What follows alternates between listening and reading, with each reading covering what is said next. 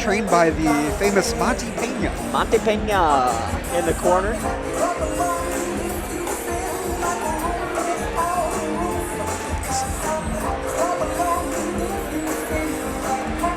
So we certainly appreciate Andrew stepping up and taking this fight for us. So it's a bit of a short notice, and honestly, nobody really wants to fight Ty, so double dose of not so good.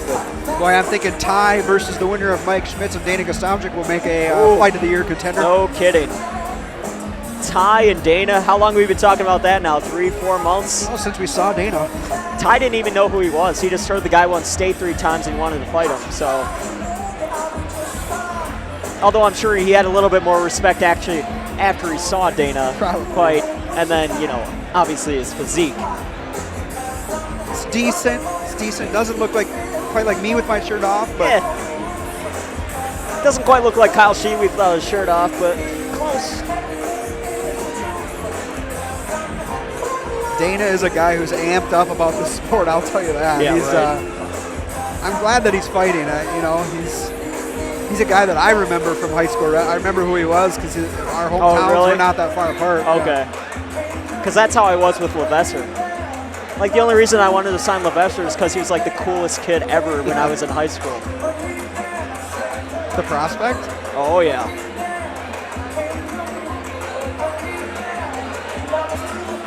Levesser is a high school wrestling coach now. I did. I saw that at Hopkins, correct? It's a tough place to be a wrestling coach. Oh, really? Why is that? They kind of focus on basketball a little bit during this time of year. Indeed. I don't think they get quite the recruiting classes for wrestling as they do in basketball. Yeah, no, I think you're onto something there.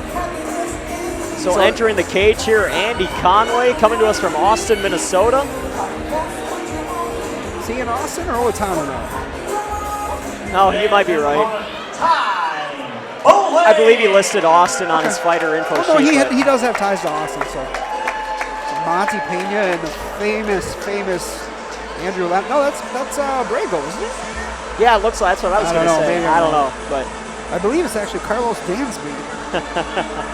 But nevertheless, he has somebody in his corner, and that's all we're really asking. And he's got Andrew Lenway. You can't go wrong there. Andy Lenz. A-Len? A-L. So getting ready for the entrance of Ty Bowling, training out of Spartan Martial Arts in Oakdale under Tom Schmitz. Debris spilling down into the cage. I saw that. This is Ty's second amateur fight. Most recently, we saw him fighting at the Myth, where he defeated Justin Womack via first round Americana. You want to talk about a cool venue for watching fights? How great would it be to be standing up above here tonight? I know. Just such a cool atmosphere. You're literally probably, when you're standing up there, what, 10 feet away from a fighter? Pretty much, exactly. On top of the fight. We got a better view than the fighters got. We got a better view than we've got. Exactly. God, I'd kill to be up there. Whoa. Whoa. Is this a UFC main event? I think this is Sonic Bowling. They should fight like that. Yeah, right. So here we go, Ty Bowling, owner of NutriShop Lakeville. Up to Mike Majuk for the official fighter introductions. Ladies and gentlemen, this next fight will be in the middleweight division. Introducing first, in the blue corner, standing 6 feet tall, weighing in at 185 pounds, and fighting out of Austin, Minnesota. Holding a record of 2 wins and 1 loss, Andrew Conway. And his opponent in the red corner, standing 5 feet 10 inches tall, weighing in at 185 pounds and fighting out of Apple Valley, Minnesota. Holding a record of 1 win and 0 losses, Ty Bowling.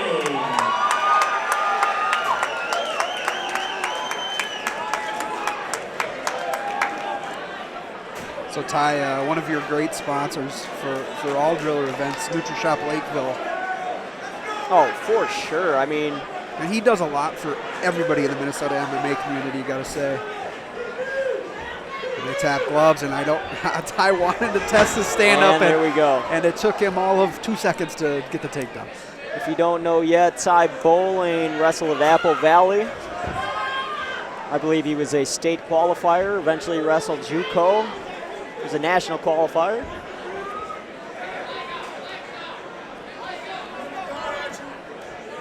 Good shots in the body there by Ty.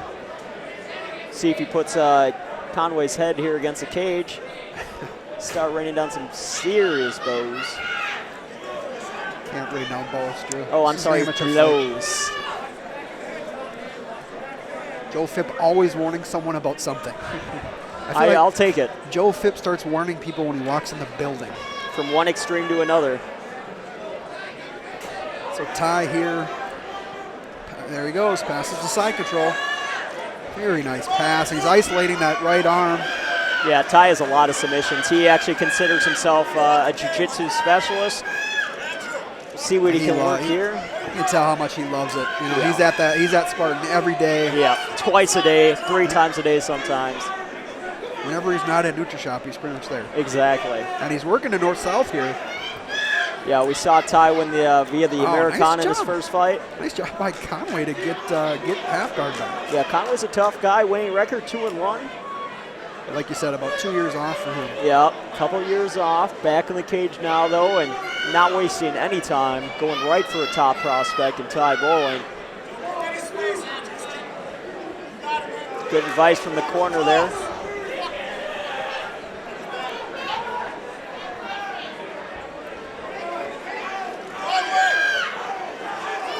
Ty, a couple of those punches did get through. Yeah. He couldn't get a ton on him, but he's such a strong guy. I think if he hits you with anything, you're going to feel it. Really loose guard there. I'm not sure why he doesn't try to just get to side. Honestly, I think it's more like that Randy Couture thing. I think he's trying to set up an arm triangle. I thought he was, but maybe not. And then I think he's just happy keeping this position and raining down body shots. Well, talking to Ty before the fight, he really wanted to test his hands, but didn't get to see it. Very methodical here on the ground. There, now he's in trouble. He's got that right arm is trapped. And there's not much he can do. And he's got it back. Conway doing a good job of getting out of trouble. Yeah, he is. He certainly didn't now come he's to in lose. trouble, though. These are some big shots. Big shots from Ty Bowling. But he gets back. Conway just doing 10 seconds left in the first round. He's going to survive here for sure.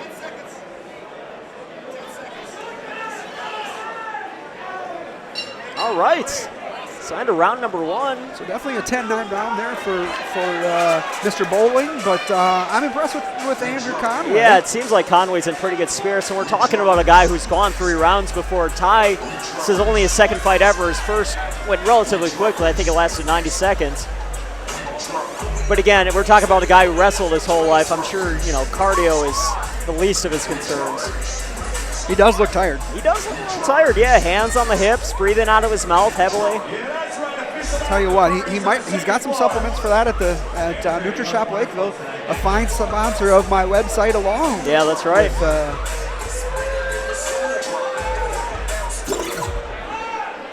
NutriShop Lakeville, and of course Torgie's Bar and Grill will be there again next month, February 1st, for Austin, Minnesota's 8-Town Throwdown 2 at the Holiday Inn Event Center.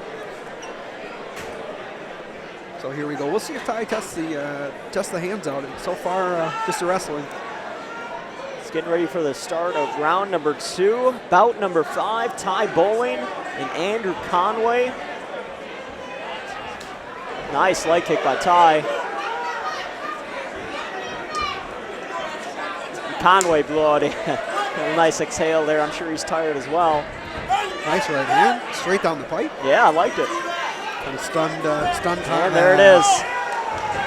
It's the difference with a guy with no wrestling and a guy who's a good wrestler. Yeah, all right. It wasn't like these 2 takedowns were overwhelming. It's just Conway doesn't appear to have a lot of takedown offense. I was actually happy to see Conway give up on that guillotine right away instead of burning his arms out.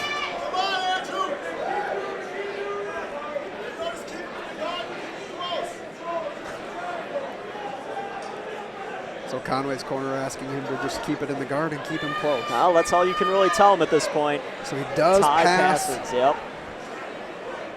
Not all the way, though. But yeah, you know, honestly, it didn't seem like he made a single attempt to pass the full mount.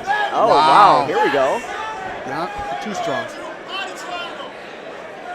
Yeah, against somebody other than Ty Bowling, that might have actually worked, but Ty just, like you said, so strong.